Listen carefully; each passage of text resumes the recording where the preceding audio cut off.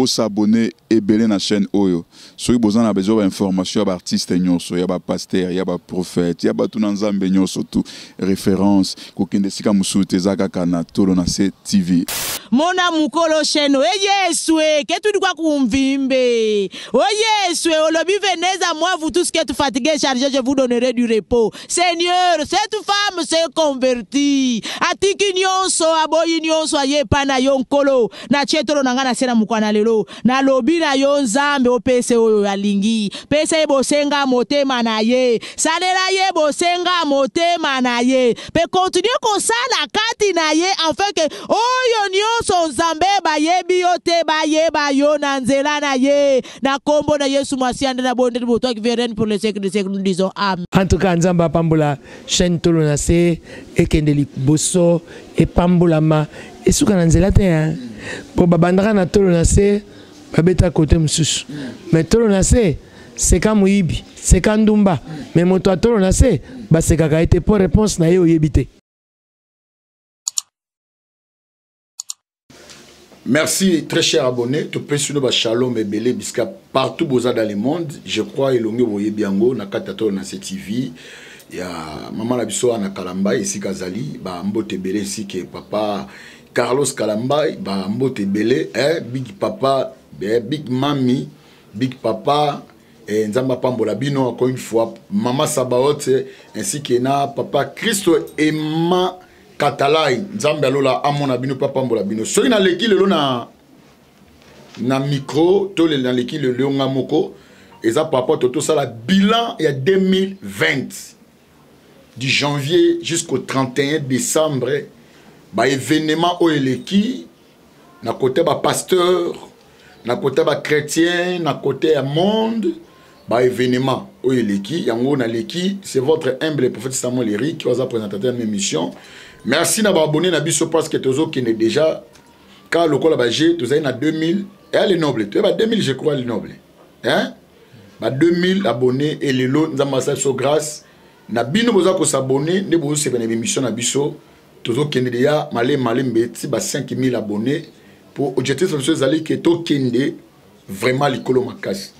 Merci ba oyo balanda ki Bisso na 2020 ba critique na bino to joie kiango nyosu bo joie kiango en tout cas tu mérite ko bongisa pe moi musala ndenge musala zo kende vraiment malamu. Merci mais toto parler kambu ya bilan et puis à part bilan nana li solo moko na ko beta ndeko wana benginga abike fubo bo sunga to sunga ye vraiment ba papa bo le kan émission pour bo sunga nde yango wana je crois oyo to limena to solana bino bilan 2020 bilan 2020, bilan 2020, bilan 2020, et l'équipe vraiment malam ou pénaté, surtout mingi pour ba homme de Dieu.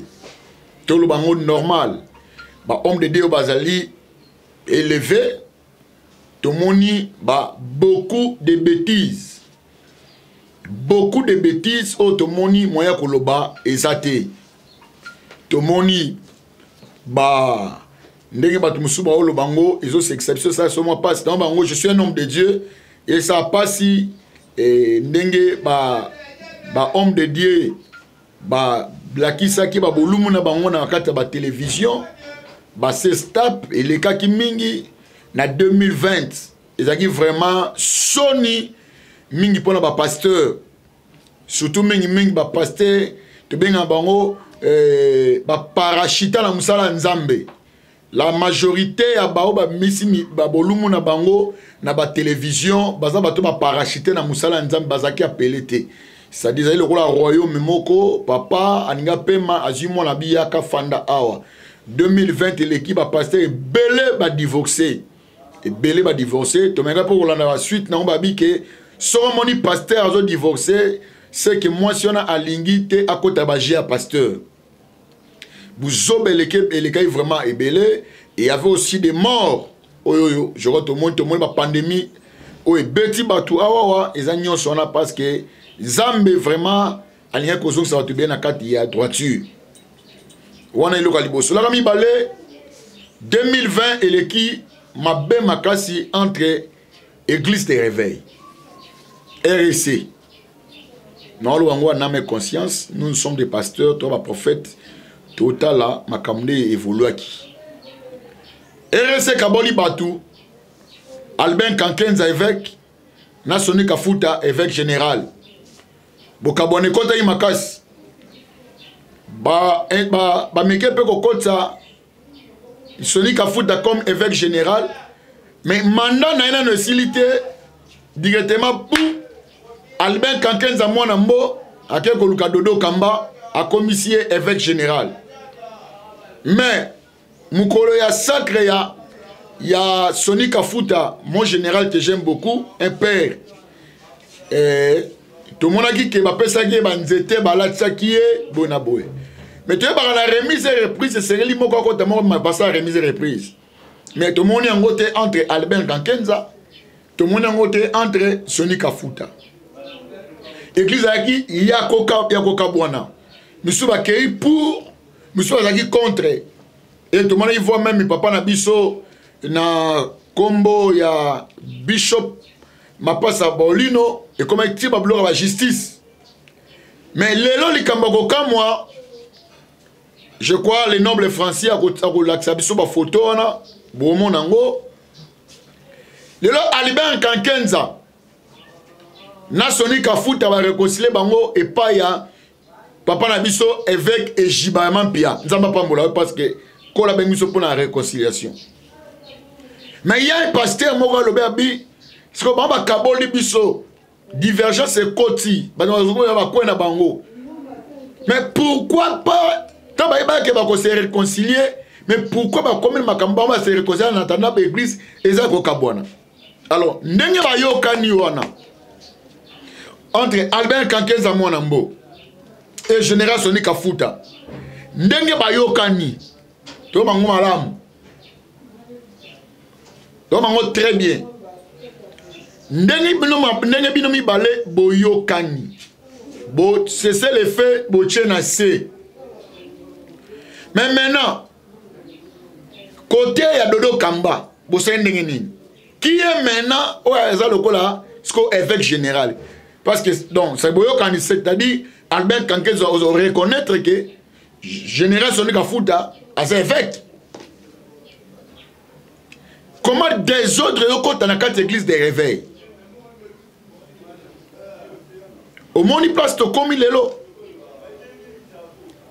et na moni papa Albin Kankenza parce que je l'aime beaucoup c'est mon vieux oyo de façon na benga yambanga na téléphone juste à présent non peut na yambi était pour auli kapete ozaki na retraite au but de la retraite au tuteur lobi que to salango pour l'intérêt à Christ et mais to koleka mena na TV parce que to mena ko bimisango na visibilité pour votre bamona pour tout ça na kata cacheté église et limbisa oui merci pour nango et limbisa mais est-ce que Dodo Kamba azaka évêque général RC to bo dégradé pour mi ngona en tout cas bandeko eza passe tant autre comme nango eza tamo et temps de la fin Matthieu chapitre 24 so tangi yango Christ a laksa biso ba événement ekoya na temps de la fin j'ai compris que babanka moko ezo salama oyo na comprendre que le diable a s'infiltré le diable a côté maintenant na carte de l'église boyeba kinde Dodo Kamba aleka na télévision abiki a mwana mukete babengi mwana mukete a na église azana plus ou moins 25 ans d'expérience à musala nzambe asabe ba église zebele mwana mukabe tambunda mukolo pe babinaka ceci c'est là côté avier Soni Kafuta abino ngana zali pilier na ba te boyela ki pilier ngona ba te zakanini na eloko na tuna boyela ki pilier ngona ba te d'abord église des réveils ezaka fondé papa RC cette église des réveils a fondé papa Christ beaucoup il a intérêt na mino personnel pas intérêt ya ko bikisa milimo ya batu 2021 que ma makas et 2020 plutôt que ma makas et vous les pasteurs au bino botika ka bolumbu na bino bat ba monaka monango boleka na TVS que bino c'est ce qu'ils a. Moutou nyo so na ngona ba téléphone. Tout le monde. Ça dit bon laquelle ba na nzambe mabe. Mais bon ça censé tile bon telema tilelo et koteka sans pourtant bon réparer na ba na nzambe ba bêtise obino sali. Des pasteurs divorcés tala. Ba misa comme ba pasteur, ba musicien comme ba pasteur. Ba misa que na ba pasteur, gloire à Dieu pour biso ministère prophétique, ba bêtise en ko kotate nzamba zo lokumu. Biso pena ministère prophétique. Oh ya comme meka, musicien comme meka. Oh a se repentir comme prophète. Au Romona. Beaucoup ba comme ba pasteur, ba comme ministrus. Dieu nous a appelés pour l'église. L'église est basée dans 5 ministères fanda. Donc comment comprendre que bord na bino ba famille comme ministrus pour tant comme Eric Samuel ka son ministre, ça dit dans Bible non oya bord nanga. Donc ça dit mukona bota petit Samuel, ça dit tant ngai na okufa maman petit Samuel mo remplacer pour ça bord à père na ye. Ndenge mo to tanga kombote azana rigini. Tu es baka zaka tabernacle kingani mais l'homme ne comme amna kingani et moko pa lo ngabi comment il boite na beta bon na côté na lo baka et zaka rigini tabernacle tant bo to ngana muninga tant vide pas comme baru du tabernacle malamoko dongo la seke no bawe komi yangai tala ba bêtise de l'église en 2020 pour ma pasteur. Surtout pour la mission chrétienne, qu'on ne va même pas. Mission chrétienne, on a si na febe. Et moi, ça dit que non, c'est la vidéo, c'est la bolumbu, on sait pas vidéo. Mission chrétien, on se belanzambe. Au monde, bon, non, vous en avez pas eu. Ya bolinga ba ta beta mingi po bozwa makamu na bani na ba TV. Tala ba bêtise l'église en 2020. Parce que 2021, on est au bandi boy. Na 2021, oh, merci Montréal. Na 2021, on est au bandi boy. Tout le monde a sous maman sous il y a escroc numéro 00. Na combo, il y a soi-disant le prophète de la nation, Denis Lessi. Bouzoba. Nicolas Bouzoba. Où est partie l'église de Jésus? C'est bien, on peut cette vie. La chaîne na bango. Oui, je n'en disconviens pas. Mais, et pourtant, c'est un homme de Dieu. C'est ramener les bottes d'Nzambe vers son peuple. Dépeupler Kaya Diable, peupler Kaya Nzambe. C'est ça la mission primordiale pour tous les Ozali Moussa Nzambe. Tout ce que vous êtes en train de faire, ils ont honoré Nzambete. Et il y a un Moussa Nzambe Moko, na Oshite, il y a un problème makaka. Et bimi sous. Hein, na limité premier rite autant à comboter. Limité premier rite côté à station Mozato au champ publicité. Et bimi sous. Et bimi sous, il y a un balinga kaye, il y a un bachela qui bambongo. Ah! Oso boyoki boye mais toki ba voice à mon émotionnant ndenge lo ba pona yo pasteur beaucoup maka les réserves de l'Éternel les réserves un réserve obet abalete total la équipe autant la équipe te so bengi ba réserve donc ba zela ba obet abale mais yo za na kata terrain tu os aga réserve na chité des hommes de Dieu au bazali au bomati pourquoi bolingo balate ne bolingo balate mais boyema musala na bana bato basi tona ba rapport on a nyoso les nobles zana sexayo dernièrement na fikine na un homme de Dieu moko avec Billy tant sur cette émission to bimi to tsken na moi fikito mais na moi secret to si mi secret to mai ba vers ba 20h likambo kamo likambo kama mission munene mission chrétien na jip alati mazopo aosenga pape mouchoir aokota na bengi epena atenga asala kwa bulingana na bengi 20 bien mazopo aosenga pape mouchoir pour nini parce que na fiki no amgosu na kota na caméra na iba place nyonso ba jende bozala kana yebi na ba kwena nyonso na yebi na okota na caméra